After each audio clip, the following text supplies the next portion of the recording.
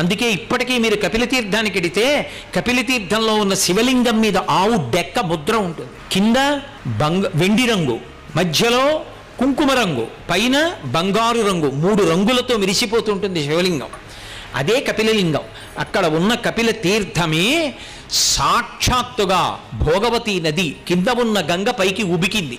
అందుకే కార్తీక మాసంలో వచ్చేటటువంటి పర్వదినాల్లో పౌర్ణమి మొదలైనటువంటి రోజుల్లో మధ్యాహ్నం 12 గంటల నుంచి మధ్యాహ్నే దశనాడికాహ ఒక్క 10 నిమిషముల పాటు సమస్త బ్రహ్మాండములలో ఉన్న తీర్థాలు కపిల తీర్థంలో ఉన్న తీర్థంలోకి ప్రవేశిస్తాయి.